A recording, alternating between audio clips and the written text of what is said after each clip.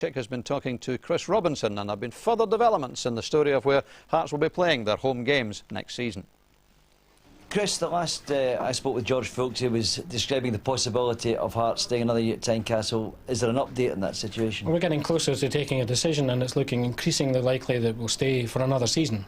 When will that decision be announced? Sometime in the next fortnight. We've got some meetings coming up this week, important ones with SMG, Underbank and other parties. So we should be able to move on from that position into, not next week, but the week after. But that would just delay the move to Murrayfield by a year, that's all it would be? Yes, that's all it would be. Is there no hope of staying here? I mean, that's obviously what the fans want. Yes, unfortunately no. The stadium won't work for the club going forward. I won't rehearse all of the reasons why, but I think everyone now accepts it. And even those who look at other options, none of those options now include Tynecastle on this current site.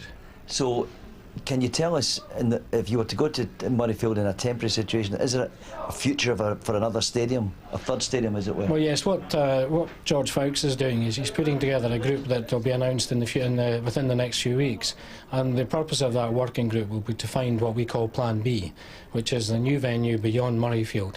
And we'll use all his political contacts and all of his knowledge and experience to try to see whether we can find that elusive piece of ground that we can build a new stadium. Do we have a schedule for that?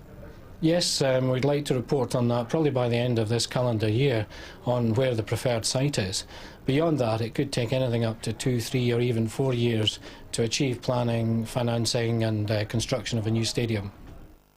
Interesting development, Gordon. The news the Hearts fans want to hear is that they're staying at Tynecastle, but as Chris Robinson says, that simply isn't an option. But they have now got a stay of execution, if you like.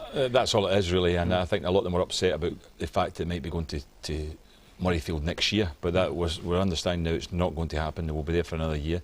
But they're saying it down the line, even the people who are coming in on the back of trying to protect Tynecastle as a stadium on an ongoing basis. Chris Robinson now believes that they are even seeing it for themselves, that it can't be at Tynecastle. So it looks like they'll be building a new stadium or taking another stadium somewhere. Maybe the whole thing will come up again with Hibs stadium sharing in Edinburgh, who knows? Yeah, it does seem to change month to month, doesn't it? Right, let's go.